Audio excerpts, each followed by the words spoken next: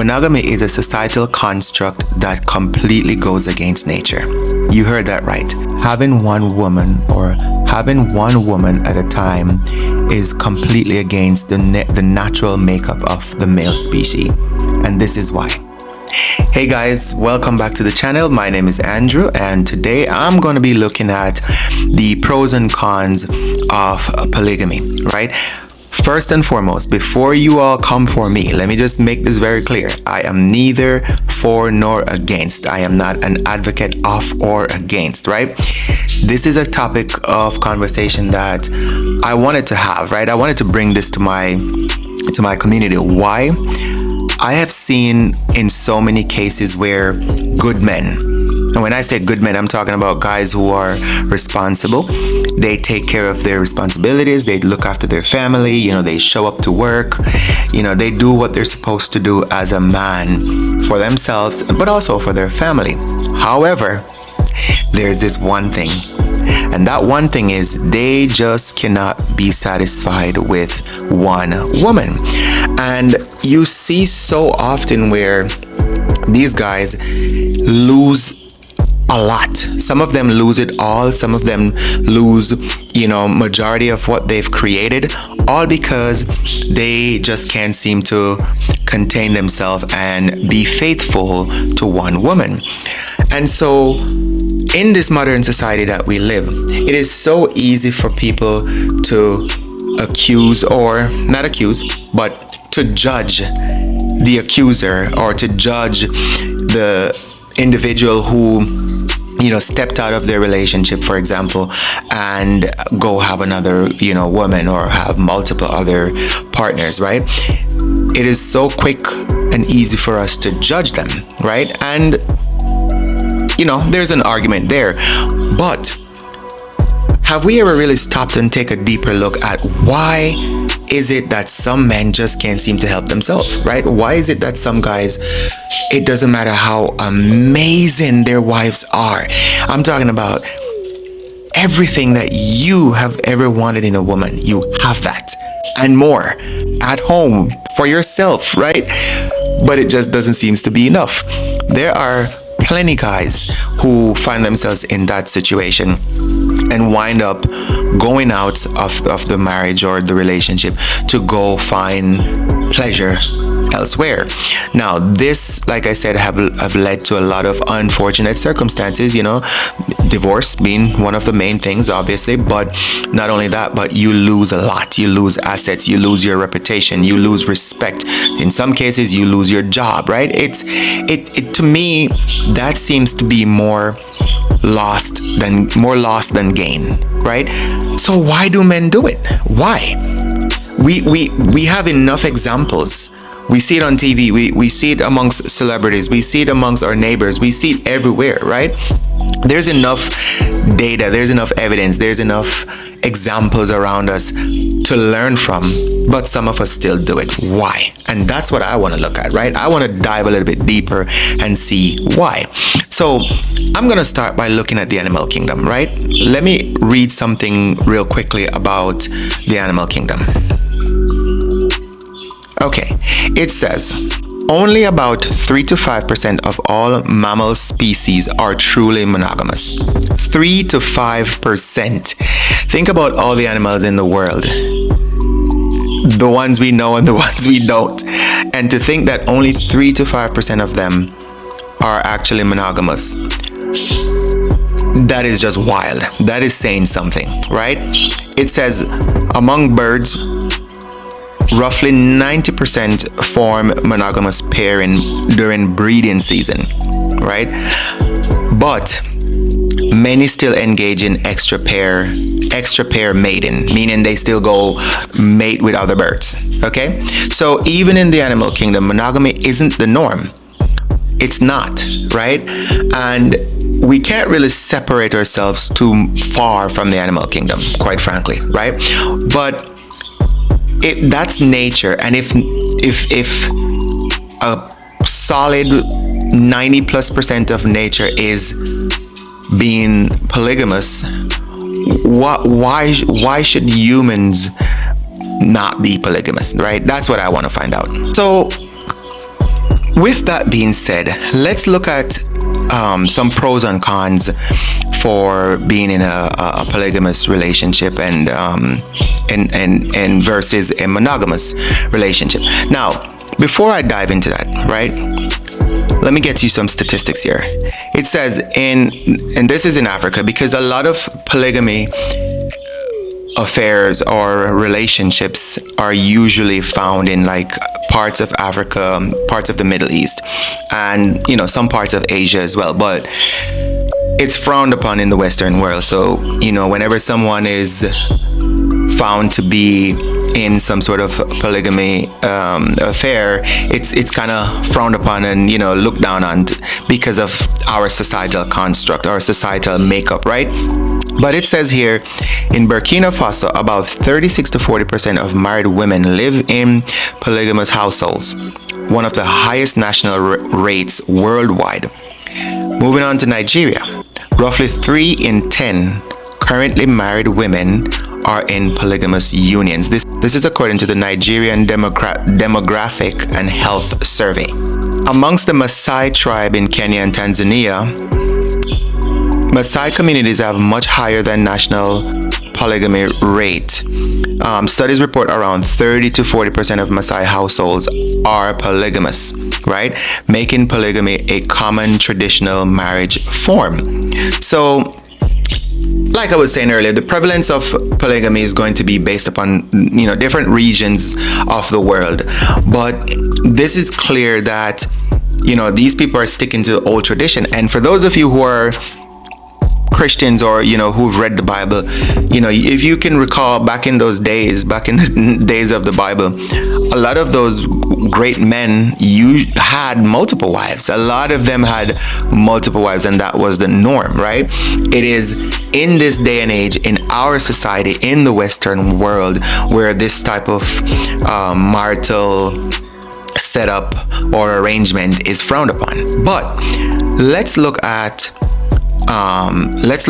some pros for being involved in a polygamous marriage, right?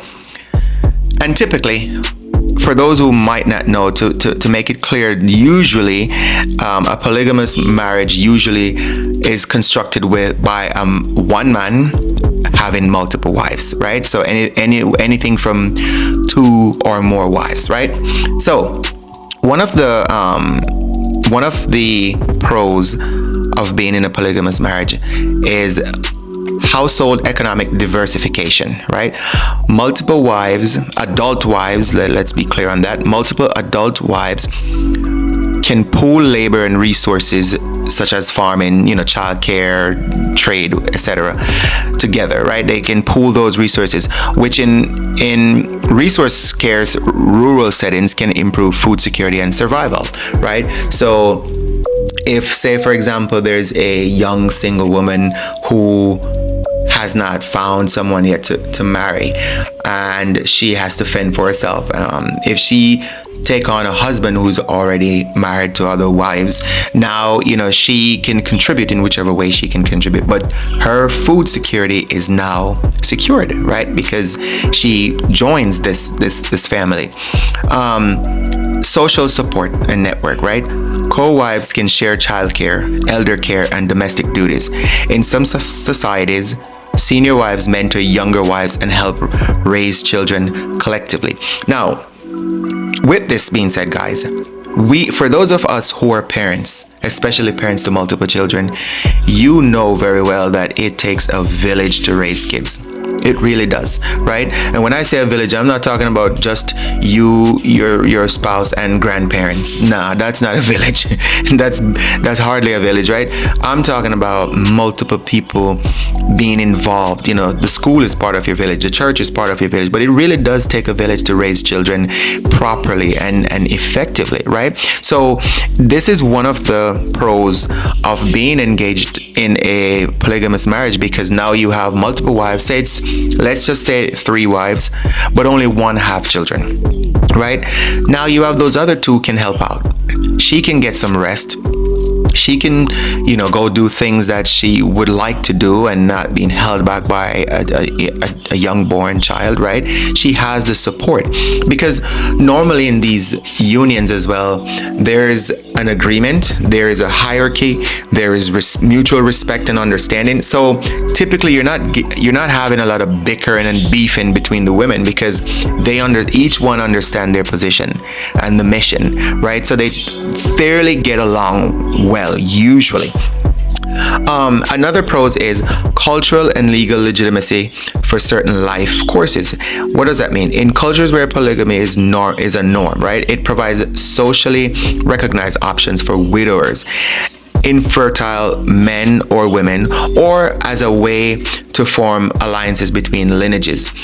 A lot of times in certain cultures, if a woman is infertile, she can't have children, she's basically doomed. And if her parents happen to pass away, she's even further doomed, right? And so what would be best for a woman in her situation is to join forces with another couple, and she can contribute to that union in whichever way that she can, but she's also getting her needs met as well. It's like it's a quid pro quo type of setup, right? I do for you, you do for me type of situation, right? The alternative to her situation would be to just be left alone and struggle and suffer in life, right? This is something that happens quite common in many cultures, especially across Africa. So those are the three pros that is presented by the statistics based on the demographic health survey. Now I want to look at a pro from our perspective. When I say our, I mean the Western world's perspective, right?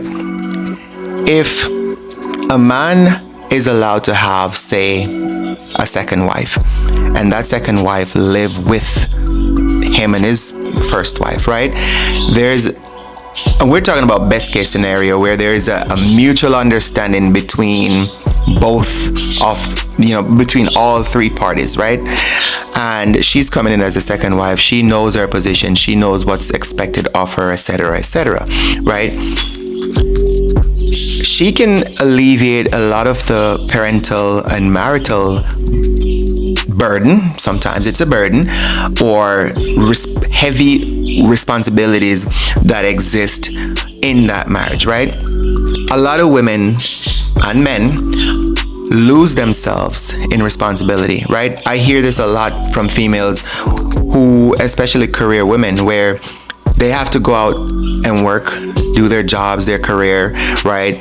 They have to come home and parent. And then with all of that being said, they have to also turn around and be a wife, right?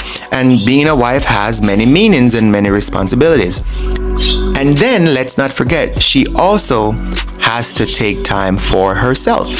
A lot of times, from what I've been hearing, taking time for yourself is usually the last on the list. And if they flip the order and take time for themselves, then being a wife takes that last place.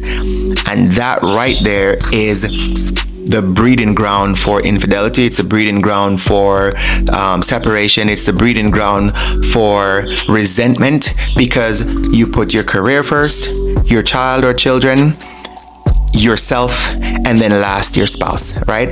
And in those types of situations, it is almost guaranteed that you're going to have marital issues, right? And so in that situation where there's a second wife, right? She's coming in and you're choosing that second wife wisely. You're not going to pick up another career woman who cares all about her career and her children. Well, not children, but her career and herself, right? You're going to be choosing someone that is coming in to complement the union, to add value to the union. So in a best case scenario, she does not have children. So she's coming in, she's going to be helping out with the children. She's going to be helping out with the household responsibilities, etc. Now that alleviates the burden and the responsibility from wife number one, and give everyone the chance and the space and the opportunity to be able to self-care and not feel guilty about it, right? So that's another pro according to modern societal expectations and construct, right? Now, that's all the good stuff, right? Let's dive into the cons. Let's look at the negatives, right? So, con number 1, unequal power and risk of abuse, right? Research links polygamy with higher rates of intimate partner violence and with worse bargaining power for some women, right? And it varies by certain cultures and, traditional practices. It's gonna vary, right?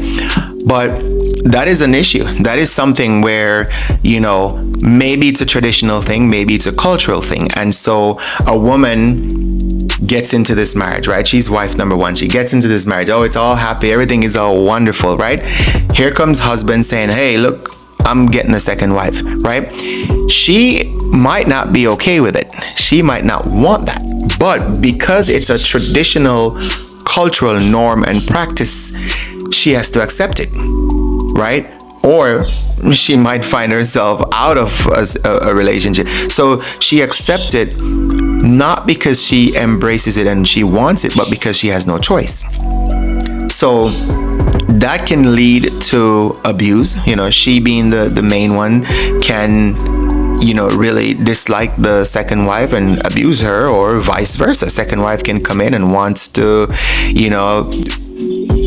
plant her pole, so to speak, and start abusing wife number 1, right? Because she wants to prove that she belongs, right? So that's a con. It's not all rosy and rainbow and sunshines in that world, but hey, that's what they do. That's a part of their culture. I'm not going to argue that, right? The next con is resource dilution and child outcomes. In some contexts, polygamous households show worse child health and educational outcomes, especially where polygamy clusters in poorer, ecologically vulnerable communities, right? So what that's referring to, it's like communities that is poverty stricken, right? And you have this one man with 4 or 5 wives and a bunch of children, right? 5, 6, 7 kids. There's not enough resources to go around for all of those people, right? And so that is, that can cause a resource dilution, meaning there's just not enough for everyone, and somebody's going to be missing out. And in that missing out, there's going to be resentment, there's going to be disdain, and it's just going to lead to, chaos and drama, right? So then here you are looking as that second wife, third wife, first wife, whatever, looking and thinking, is this even really worth it? Does this even make sense to be a part of, right? And if they have a choice, they're probably going to be looking for an option and a way out of that situation, right? The third one is jealousy, family instability, and emotional cost, right? Again, not everybody wants this. Even though something is a cultural norm and a common cultural practice, doesn't mean that you're going to be accepting of it and embrace it. It doesn't mean that you're going to be okay with it and you're going to welcome it, right? It's just one of those things where you do it because it's the culture, but you're not necessarily with it. And so that can take a huge emotional toll on these women, right? It says competition between co-wives, unequal treatment by husbands, and complicated inheritance. Lineage issues can increase family stress and mental burdens. And this is something that is documented in a lot of case studies in Africa with these types of situations. You're looking at a community where, say there's not really like a strong prevalence of legal systems. This husband passed away. Everything that's left, it's a battle between the wives to claim it, and also to claim the responsibility of what's left, the children, the farm, the animals, etc., right? So it's not all roses and sunshine, right? In terms of Western society and our men who essentially engages in polygamy without their wife's agreement, right? The cons to that is very similar, right? You are causing mental distress to your wife. It's a lot of wives, a lot of girlfriends, fiancés who know very well that their partner is cheating. They know very well that there's a side chick, but for whatever reason, they just can't do anything about it, or they don't do anything about it, but they suffer. They suffer in silence. Some of them do bring it up. They do talk about it, right? But they still suffer emotionally, right? One thing that we also don't necessarily look at, but people who engage in that sort of practice, men in particular, you run the risk of having a lot of disease. You run the risk of getting unwanted disease and then passing that disease on to each of these women that you're sleeping with, right?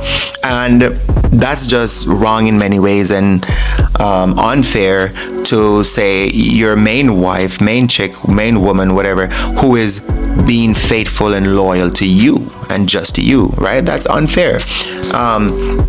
And the emotional toll that you bring down on women because of your action is also immeasurable for some of these females. Immeasurable, right? Some of them, they suffer so bad at the hands of your action, right? And so when you look at this community and how they choose to live their life, right? You look at the pros, you look at the cons, because yes, there are pros, there are good things. If there's an agreement between you and your wife, for example, you don't have to go sleep around. You don't have to go hide. You don't have to lie. You don't have to sneak, right? There's an open agreement. So whatever it is that you're involved in, she's aware of it. She's in agreement with it, right? So that eliminate the need for you to go and cheat and lie and hide and sneak. And then when she finds out, all this distress and depression that comes with it, right? You eliminate all of those things because there is a mutual understanding and a mutual agreement. But some of you guys are practicing that without that mutual understanding and agreement. You just do it anyways because you can't help yourself, or at least it seems like you can't help yourself, right? But I do want to take a look at that real quick, right? As the last point. Can you actually help yourself? And I happen to think that yes, you can. I happen to believe that yes, you can actually help yourself, right? One of my personal philosophies, every problem has a solution. That's just how I look at things. Every problem has a solution. So if you're someone who struggle with the inability to remain loyal and faithful to just one woman, if you happen to be an individual like that, right, there is a reason why that's the case for you. It's not just nature. It is not just a matter of nature. Oh, this is just natural. No, it's deeper than that. You might not realize it. You might not think of it as being deeper, but I guarantee it is much deeper than just you not being unable to keep it together, right? And so how would you address this situation, right? The first thing you need to do is to take accountability of your action and take accountability of yourself, right? My previous video was about accountability, or one of my previous videos is about accountability and how to be accountable, right? That's the first thing. You have to take accountability for your action, right? Why do you need to take accountability for your action? Because your action is causing pain to someone else, and that someone else is not just anyone, but this is your wife, your girlfriend, your baby mother, your fiance, right? And your action, which is to go and engage with multiple other women, is causing pain and suffering to her. So the first thing you're going to do is take accountability of your action. You're going to reflect inward. You're going to look into your behavior and you're going to try and understand why. If you can't seem to figure that out on your own, your next move is to seek help, right? You can start by speaking to a mentor. If you have a father in your life that you respect and look up to, who is an example, you can speak to your father. You can go speak to a pastor. You can go, and if none of those things work, there's always therapy. you can always go see a therapist, right? And a good therapist will be able to help you unpack all of that from the very beginning and help you understand why is it that you need this, right? Why is it that this is a necessity for you? Because let's be honest, guys. Let us be honest here for a second. There are a lot of other things that society constructed for us to follow. A lot of rules, a lot of regulations for us to follow from before we were born. And majority of these societal rules and construct, we follow them, right? Yes, we do. We follow them, right? So if you can follow these rules and regulations that is set forth by the society and the environment that you live in, you can also follow this one, which dictates that you're going to be faithful and loyal to the woman you choose to marry. You can, right? It really comes down to a matter of perspective and a matter of choice. It really is about choice and perspective, right? The perspective, you look at your action. How does that affect everyone around you? You know, say you're a guy with a wife and I'm going to say 3 kids, right? And you have worked your socks off to build a beautiful life for everyone. Nice, your dream house, dream cars, dream career. You get to take dream vacations every year. Your kids go to grade school, etc., etc., etc., right? And just because you have this challenge where you just can't seem to keep it together, you step out and have an affair. Your wife find out about it, and now all hell come breaking loose, right? Now you're going through divorce. You're looking to, you have to split everything, and that's splitting everything equal down the middle is this is common with someone that is reasonable. Someone that is either really badly hurt and bitter or unreasonable, they're not interested in splitting anything down the middle. They're interested in cleaning you completely out. Cleaning you out, right? So this life you've built and probably took you many, many, many years to build, now you're left with little to nothing at all and having to start all over again. Is it really worth it? Right? Again, I'm neither here nor there, right? I'm neither advocating or denouncing, but I'm just presenting these juxtaposition for you to make the decision on your own. Is it really worth it? That's a great question, right? And that's a question that we should all answer, right? Is it truly worth it when it comes down to it? Because a lot of us are practicing polygamy, but without the mutual agreement and understanding with our wives, and that's where the problem comes in.